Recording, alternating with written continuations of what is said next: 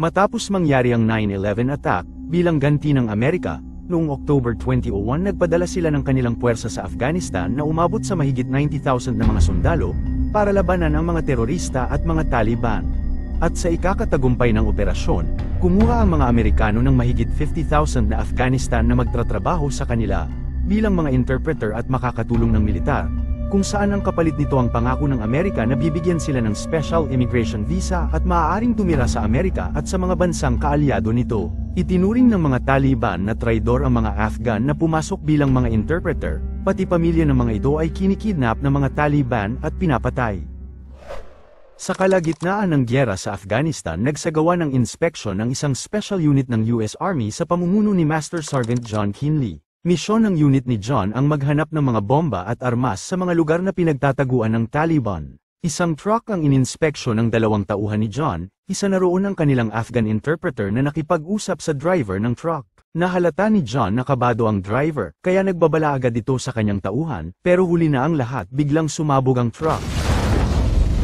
Namatay ang tauhan ni John at ang kasama nilang Afghan interpreter. Dahil doon agad nag-request si John ang kapalit sa kanyang mga tauhan na namatay, isang sundalo na may kaalaman sa electronics ang dumating. Isa ding Afghan na mekaniko ang inirekomenda kay John para maging interpreter sa kanilang grupo. Nagtanong si John kung ano ang dahilan nito para pumasok na interpreter. Sinabi ni Ahmed Abdullah na kailangan niyang kumita ng pera kaya payag siya kahit mapanganib ang trabaho.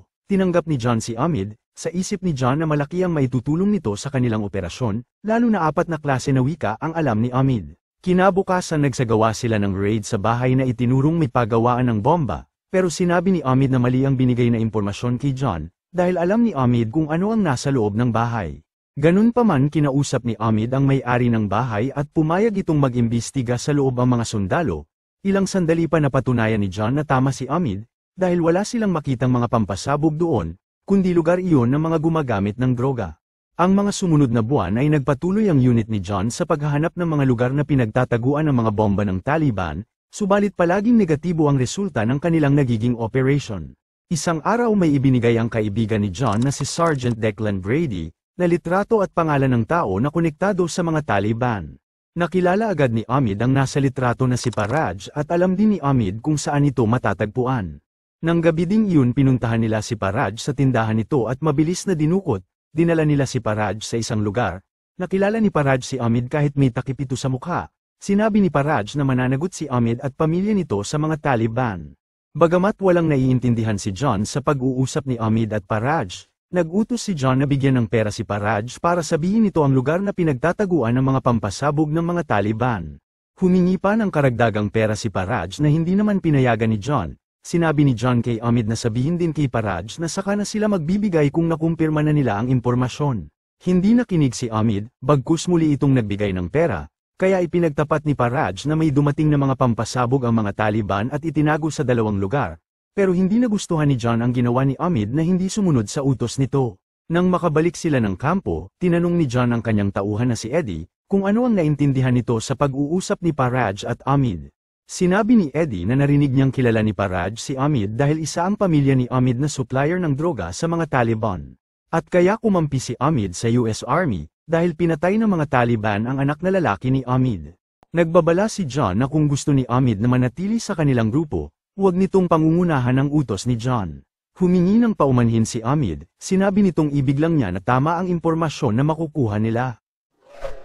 Ang sumunod na araw nagplano ang grupo sa pag-raid sa 2 target nilang lugar, itinuro ng isa ring Afghan interpreter na si Hadi, na sa kabilang kalsada na lang sila dumaan dahil nasira ang isang kalsada ng malakas na ulan, at mas madali silang makakarating sa kanilang target. Pumayag si John sa suhestyon ni Hadi, at ilang sandali pa umalis na ang grupo. Habang papalapit na sila sa area raid nilang lugar, pinakiusapan ni Ahmed si John na huminto muna sila at huwag na lang tumuloy sa operation. Pinahinto ni John ang kanilang sasakyan at tinanong si Ahmed kung bakit ayaw nitong tumuloy sila. Sinabi ni Ahmed sigurado siyang papasok sila sa patibong, at nasa unahan ng kalsada ang mga Taliban na mag-aambush sa kanila, dahil nagtataka siya na doon sila itinuro ni Hadi na dumaan, samantalang hindi totoong nasira ang kabilang kalsada. Bagamat ayaw maniwala kay Ahmed, nag-utos si John sa kanyang mga tauhan na tingnan ang kanilang dadaanan. Agad kumilos si Jizzy kumontak ito sa kampo at ibinigay ang kanilang location para sa satellite support. Umakyat naman sa mataas na lugar si Gigi at Tomcat, pero wala silang makitang peligro. Narinig ni John na may kaguluhan sa likod, naabutan nilang nakatutok ang baril ni Omid sa kasama nitong si Hadi. Sinabi ni Omid na nagtraidor sa kanila si Hadi. Ipinaalam ni Hadi sa Taliban ang kanilang dadaanan. Umamin si Hadi na nagawa niyang ipagkanulo ang grupo dahil hawak ng mga Taliban ang kanyang pamilya. Sinabi rin ni Gigi na tama si Omid dahil nakita sa satellite na may mga kalaban na naghihintay sa daan para mag-ambush sa kanila.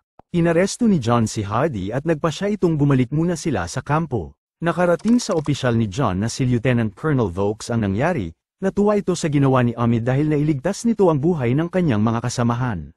Kinagabihan masayang nakipag-video call si John sa kanyang pamilya, natuwa si John nang sabihin ng kanyang asawa na maganda ang takbo ng kanilang negosyo. Nangako si John na malapit na rin siyang umuwi. Samantala nag-iingat naman sa pag-uwi si Omid, tumira muna sila ng kanyang asawang buntis sa isang tagong lugar. Sinabi ni Omid na konting panahon na lang ay makakakuha na rin siya ng Special Immigration Visa, at makakatira na sila sa Amerika ng mapayapa. Muling naghanda ang unit ni John at muli silang pumunta sa kanilang target na lugar. 3 oras ang lumipas narating nila ang una nilang target na minahan, kung saan natagpuan nila doon ang maraming armas. Pero lingid kina John, malapit lang sa minahan ng kampo ng mga Taliban, at may nakatawag na agad sa pinuno ng mga ito, na ni-raid ng ilang Amerikano ang minahan. Hinati ni John sa dalawa ang grupo, pinuntahan ni John at Omid ang pangalawa nilang target na lugar na nasa di kalayuan lamang. Nakita ni John na positibo din ang lugar sa paggawaan ng mga pampasabog, may mga Taliban din ang naroon na pinapahirapan ang isang lalaki. Sigurado si John na mapapalaban sila kaya agad nag-utos ito na humingi ng reinforcement sa kanilang kampo. Kumilos sina John at mabilis na pinatay ang mga Taliban. Nagulat sila nang makilala ang isang Taliban, ang truck driver ng sumabog na truck noon sa checkpoint, kaya hindi na nila ito binuhay pa. Pero huli na nang malaman ng grupo na napapaikutan na sila, biglang nagsilabasan ng maraming Taliban at pinaulanan sila ng bala dahil nasa lantad sila na pwesto madali silang napatamaan ng mga lumulusob na Taliban. Halos hindi makakilos si John sa pagkabigla nang makita na isa-isang bumagsak ang kanyang mga tauhan.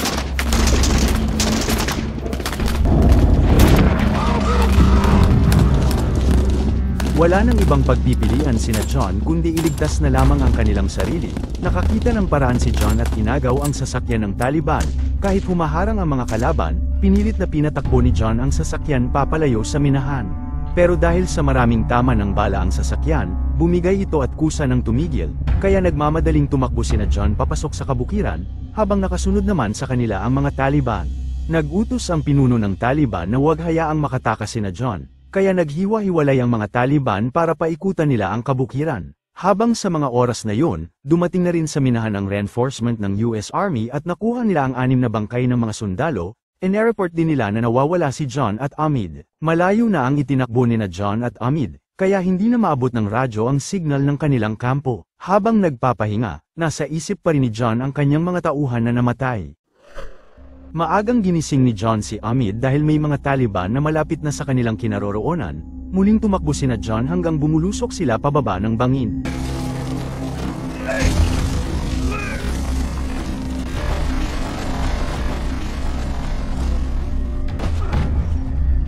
Dalawang Taliban ang nakita nilang nakaposte sa kanilang dadaanan, kaya tahimik nila itong pinatay. Nagpatuloy sila sa pagtakbo, pero namataan sila ng isang Taliban at agad silang pinaputukan. Dumating din ng ibang Taliban, at malapitang nakipaglaban sina John at Omid. Narinig ng ibang grupo ng Taliban ang labanan kaya nagmadali ang mga ito na sumugod din sa lugar.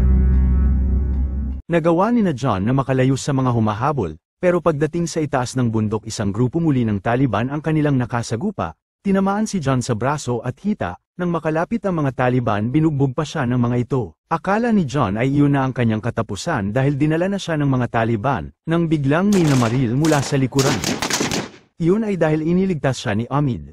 Binindahan muna ni Omid ang sugat ni John para mapigilan ang paglabas ng maraming dugo. Matapos yun isinuot ni Omid ang damit ng isa sa mga Taliban, saka gumawa si Omid ng kahoy na mahihigaan ni John. Sa gitna ng mainit na araw at bigat ng katawan ni John, matyagang hinila ni Omid si John papuntang kabundukan, saka na lang ito tumitigil kapag kailangan na nilang matulog.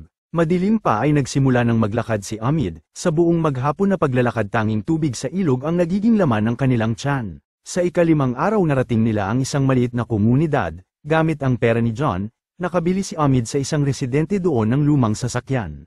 Nagmamadaling pinatakbo ni Amid ang sasakyan, pero hindi pa siya nakakalayo may nakasalubong na agad siyang mga Taliban na naubusan ng gasolina. Hindi na nakatanggi pa si Amid nang makisakay ang mga ito. Nagtanong ang Taliban kung may nakita si Amid na isang Amerikanong sundalo at isang traidor na Afghan. Sinabi ni Amid na wala siyang nakita, naroon lamang siya para magbenta ng mga carpet. Habang sa likod, tahimik lang na nakikiramdam si John na nababalutan ng mga carpet, nakahinga ng maluwag si Amid nang bumaba na ang mga Taliban at nagpasalamat. Isang grupo ng Afghan ang nadaanan ni Amid, humingi si Amid ng tulong. Dahil galit ang grupo ng Afghan sa mga Taliban, pumayag ang mga ito na tulungan si Amid, binigyan si Amid ng mga pagkain at gamot para mabawasan ang iniindang sakit ni John. Sinabi ng Afghan na maraming nag-aabang na Taliban sa kalsada dahil sa malaking halagang nakapatong sa ulo ni Amid at John, kaya itinuro ng Afghan na sa mataas na bundok sila dumaan, mahirap pero ligtas sila. Iniwan ni Amid ang kanilang sasakyan kapalit ng karetela ng mga Afghan, at bilang pasasalamat na rin. Lalong nahirapan si Amid sa paghila kay John paakyat ng bundok.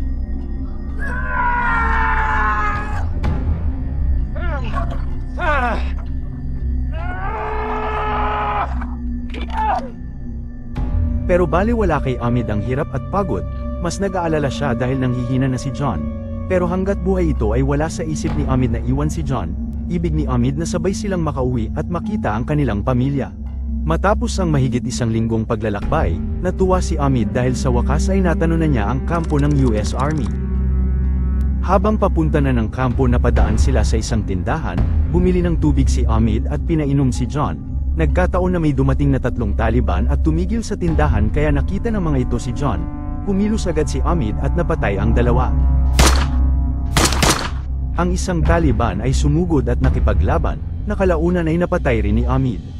Laking tuwa ni Amid nang may mga dumating na US Army, nakilala agad ng sundalo si John at mabilis na dinala sa ospital ng kampo. Makalipas ang mahigit 2 buwan, maayos na ang kalagayan ni John at nakauwi na sa kanilang bahay sa California. Bumisita sa kanila si Brady at sinabi nito na habang nasa ospital si John ay ginawaran siya ng medalya at si Amid.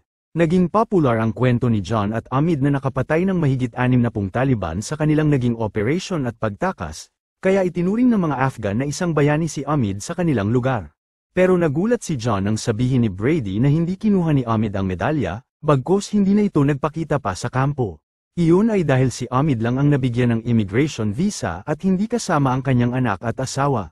Sa palagay ni Brady na nagtago na lang sina Amid dahil hindi tumitigil ang mga Taliban sa paghahanap para patayin si Amid at ang pamilya nito.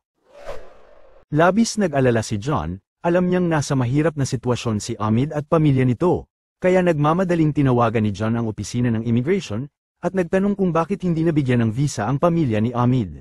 Humingi din si John ng tulong sa pamunuan ng US Army para hanapin sina Amid. Mula nang malaman ni John ang nangyari, hindi na ito makatulog, naiisip niyang humihingi ng tulong si Amid at pamilya nito sa kanya.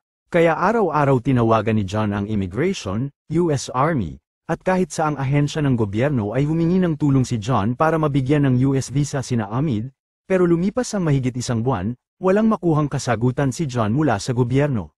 Napansin na ng asawa ni John na nagiging aburido na ito, at hindi mapakali si John. Sinabi ni John na mahirap isipin na nakaligtas siya sa kamatayan dahil kay Amid, tinatamasa ni John ang mapayapang buhay na kasama ang pamilya, habang si Amid at pamilya nito ay parang mga daga na nahihirapan magtago para sa kanilang buhay. Tama nang iniisip si John dahil ng mga oras na yun may natanggap na tawag si Amid na may mga Taliban na dumating. Agad na inihanda ni Amid ang kanyang asawa at 3 buwan na anak.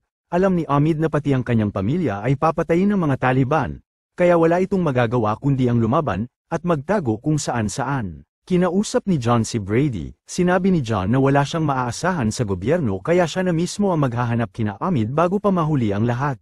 Sinabi ni Brady na may kilala siyang private military contractor na makakatulong kay John, pero kakailanganin ni John ng malaking halaga. Bagamat tutol ang asawa ni John na bumalik pa si John sa Afghanistan, pumayag na rin si Caroline sa iniisip ni John, dahil nararamdaman din ni Caroline na nahihirapan na ang kalooban ni John. Si Caroline na rin ang nagmungkahi na mag-loan sila sa bangko para magamit ni John sa paghahanap kina Amid, pero hiningi ni Caroline na ipangako ni John na babalik pa itong buhay sa kanila. Pinuntahan ni John si Colonel Vokes, sinabi ni John na maniningil na siya ng utang, iniligtas niya noon ang buhay ni Colonel Vokes, kaya ibig ni John na ang ibigay na kabayaran ni Vokes ay gamitin ang mga koneksyon nito, para makakuha ng US visa ang pamilya ni Omid. Gamit ang pangalan na Ron K, sa isang airbase sa Afghanistan ng private military contractor na binayaran ni John ng $10 million ang sunod na pinuntahan ni John. Pero sinabi ng commanding officer na si Parker, madedelay ng 3 araw ang lakad nila sa evacuation ni Omid, dahil may darating na opisyal ng United Nations at kailangan nilang magbigay ng security. Hindi pumayag si John na hindi agad matutuloy ang operation, kaya nagpasya itong siya na lang ang maghahanap kina Omid. Binigyan ni Parker si John ng sasakyan, mga armas at satellite phone para kunin sila ng helicopter ni Parker kung makita na ni John si Omid. Sa ibinigay na address ni Parker, natunto ni John ang kapatid ni Omid na drug dealer na si Ali. Sinabi ni Ali na sasamahan si John ng tauhan nito para ituro ang pinagtataguan ni Omid, humingi ng paumanhin si Ali na hindi nito masasamahan si John, dahil isa siya sa nagsusupply ng droga sa mga Taliban, kaya hindi siya pwedeng makipagpatayan sa mga Taliban. Makalipas ang ilang oras sa pagbiyahe, hinarang sila ng 2 Taliban sa checkpoint. Ibig ng mga ito na makita ang nasa likod ng truck, kaya walang pagpipilian si John kundi patayin ang 2 Taliban. Ang sumunod ay pinagtulungan nilang itapon ang mga patay sa ilog, pero ang hindi nila alam, may Taliban na nakakita, agad nitong ipinaalam ang nangyari sa kampo nila, kaya nagutos ang pinuno nito na alamin kung sino ang mga taong nasa truck. Nagpatuloy sa biyahe sina John hanggang inabot na sila ng dilim, tumawag kay John si Colonel Vokes, sinabi ni Colonel Vokes na nakakuha na siya ng US visa para kay Omid at sa mag-ina nito. Kinaumagahan narating na nila ang lugar ni Omid, agad ipinaalam ni John kay Parker na nakita na nito si Omid. Madali lang na-track ni na Parker ang location ni na John, kaya sinabi ni Parker na ang pinakamalapit na extraction point nila ay sa Darunta Dam, 2 kilometro ang layo mula sa location ni na John. Kapwa natuwa si Omid at John sa muli nilang pagkikita, sinabi ni John na oras na para dalhin sila ni John sa Amerika dahil may nakuha ng visa si John para kay Omid at sa mag-ina nito. Pero nakilala na sila ng sumunod sa kanila na Taliban, itinawag agad nito sa kanilang kampo na natagpuan na niya si Omid at ang Amerikanong sundalo, nagutos ang pinuno ng Taliban na huwag nang hayaan pang makatakas ang dalawa. Masayang ibinalita ni Omid sa kanyang asawa na sinusundo na sila ni John para dalhin sa Amerika, sinabi ni John na kailangan na nilang makaalis agad. Nang mga oras na yun nadiskubre ni na Parker na ang kausap nilang si Ron K, ay walang iba kundi si Master Sergeant John Kinley, ang nabigyan ng medalya at nasa hit list ng mga Taliban.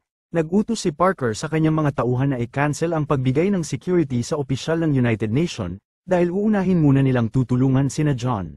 Nagmamadali nang pumunta sina John sa pinag-usapang lugar, pero dumating na ang mga Taliban at nasundan agad sila. Lumaban sina John para hindi makalapit ang mga Taliban. Ilang sandali pa nakarating na sila sa dump, iniharang nila ang truck at pinasabog, pero hindi sila nilubayan ng mga Taliban. Pilit lumalapit ang mga ito para makuha sina John at Omid. Nakahanap sila ng makukublihan na maliit na kwarto, pero dahil sa dami ng kanilang mga kalaban, naubusan na sila ng bala ni Omid at tinamaan na rin ang kanilang kasamang driver. Patuloy pa rin ang pagdating ng mga Taliban, habang walang humpay sa pagdarasal ang asawa ni Omid para sa kanilang kaligtasan. Nang biglang makarinig sila ng sunod-sunod na pagsabog, iyon ay dahil dumating na ang puwersa ni Parker at pinulbos ang lahat ng Taliban.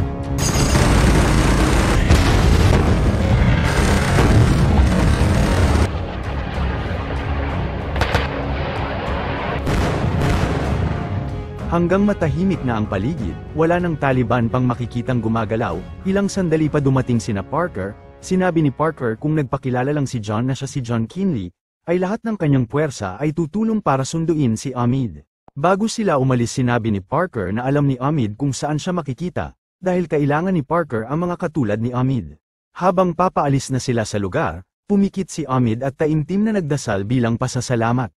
Hindi nagtagal, sakay na sila ng eroplanong papuntang Amerika, hawak-hawak ni Omid ang US visa nila ng kanyang asawa at anak.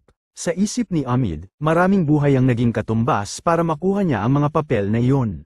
Si John pinagmamasdan niya si Omid na masaya, pero mas masaya ang kanyang pakiramdam, dahil natulungan rin niya ang taong minsan ay nagligtas din sa kanyang buhay. Binabati namin ng magandang araw ang mga nagpapa-shoutout na sina Chef Prado, Janjan Mudina, Ross K. Vlog ng Imus City, Cavite, Edna Villaseñor ng Japan, Gayari ng Qatar, Watvo ng Dubai, Magsasakang Driver, Pearl Kundal ng Dubai, Nightbite ng Davao City, Mark Kevin Balcueva ng Camarines Sur, Maquinto Bernalin, Biyahe ni June, Viral TV, Iping ni Dodong TV, Alan Gino Zarceno ng Carles Iloilo, Marilu Feliciano ng Santiago City Isabela, Rodjen Mendoza, Rosemary Lazo ng Al Asha Saudi Arabia, Al-Hatim Panulong, at si Jeremy Rosario. Marami pong salamat sa inyong panonood, pa-subscribe at palike na lang po kami sa inyo ng aming channel. Ingat po kayo palagi.